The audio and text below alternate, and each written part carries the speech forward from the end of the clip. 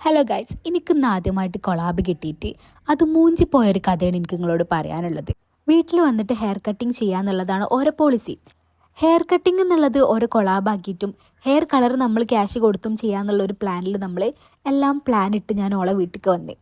എന്താ എൻ്റെ വീട്ടിൽ നിന്ന് ചെയ്തുകൂടെ എന്നാണ് നിങ്ങൾ ആലോചിക്കുന്നതെങ്കിൽ, എൻ്റെ ടിപ്പിക്കൽ മാതാശ്രീക്ക് ഇതൊന്നും ഇഷ്ടമില്ലാത്തതുകൊണ്ട് എൻ്റെ ഉമ്മ അറിയാണ്ടാണ് ഞാൻ ഇവളെ വീട്ടിലേക്ക് വന്നിക്കണത്. ഉമ്മ അറിയാണ്ട് ചെയ്ത കാര്യമായിട്ടാണോ എന്ന് എനിക്കറിയില്ല. അതെന്തായാലും വട്ടത്തിലും ത്രികോണത്തിലും മൂഞ്ചി. ഓർക്കിന്ന് വേറൊരു വർക്കും കൂടെ ഉണ്ടായിരുന്നേ. അവിടുന്ന് ഇങ്ങോട്ട് എത്തുമ്പോഴത്തേന് ഒരുപാട് നേരാവും എന്നൊക്കെ പറഞ്ഞ് അന്നത്തെ ദിവസം ആ കൊളാബ് ഒഴിവായി. പിന്നെ ഓരോ ഡേയ്സും പോസ്റ്റ്പോൺ ചെയ്ത് ഇപ്പൊ ഓലെ പറ്റി ഒരു വിവരവും ഇല്ല. എന്തായാലും എന്താന്നറിയില്ല, ഇന്നെ കാണാൻ ഒരു പ്രത്യേക മൊഞ്ചൊക്കെ തോന്നുന്നുണ്ടല്ലേ.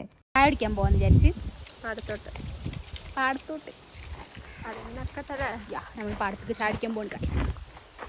കൊളാബോ മൂഞ്ചി പാടത്തു പോയി ഒരു ചായ കുടിച്ച് വരാന്ന് വിചാരിച്ച് മുറ്റത്തേക്ക് ഇറങ്ങിയപ്പോഴത്തേ ഒരൊറ്റ മൈന. ഈ ഒറ്റ മൈനനെ കണ്ടാൽ സങ്കടാന്നൊക്കെ പറയൂലേ, ശരിക്ക് ആ ഒറ്റക്കായി പോയ മൈനക്കല്ലേ സങ്കടം. അങ്ങനെ നമ്മൾ നമ്മുടെ സ്ഥിര സ്പോട്ടിലെത്തി ദീർഘനേരത്തെ ആലോചനയ്ക്ക് ശേഷം എന്താണ് ഓർഡർ ആക്കേണ്ടത് എന്നൊക്കെ തീരുമാനിച്ച്. പക്ഷെ നമ്മൾ വന്ന സമയം ചെറുതായിട്ടൊന്ന് മാറിപ്പോയി ഗൈസ്. അവിടെ ഒന്നും ആയിട്ടില്ല. നമ്മൾ കുറച്ച് നേരത്തെ എത്തി. ഇനിയിപ്പോൾ എന്താ ചെയ്യാം, അവിടെ ഉള്ളതൊക്കെ അങ്ങോട്ട് ഓർഡർ ആക്കി. ആദ്യം നമ്മൾ വിചാരിച്ചു നമ്മളെ കളിയാക്കിയിട്ടാണെന്ന്. പിന്നെ നമ്മൾ സാധനം ഓർഡർ ചെയ്ത്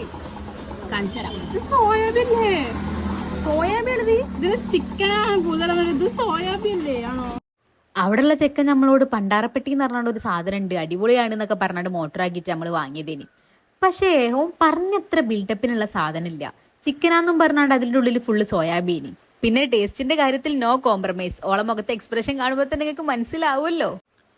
പിന്നെ നമ്മൾ പാടത്തോട്ട് പോയി. ഈ പാടം എന്ന് പറഞ്ഞാൽ ഞങ്ങൾക്ക് ഒരു ഇമോഷണൽ കണക്ഷൻ ആണ്. എവിടേക്ക് പോകണമെന്ന് പ്ലാൻ ഇട്ടാലും ലാസ്റ്റ് കറങ്ങി തിരിഞ്ഞ് ഞങ്ങൾ ഇവിടെ തന്നെ എത്തും. ഞങ്ങൾ ഈ ഫ്രണ്ട്ഷിപ്പ് ഏകദേശം 10 വർഷമായി.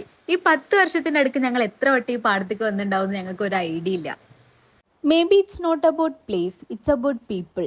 നമ്മുടെ പ്രിയപ്പെട്ട മനുഷ്യന്മാരുടെ കൂടെ നമ്മൾ ഒരേ സ്ഥലത്തേക്ക് തന്നെ വീണ്ടും വീണ്ടും വരുമ്പോൾ ആ മനുഷ്യരെ പോലെ തന്നെ ആ സ്ഥലവും നമുക്ക് പ്രിയപ്പെട്ടതായി മാറും.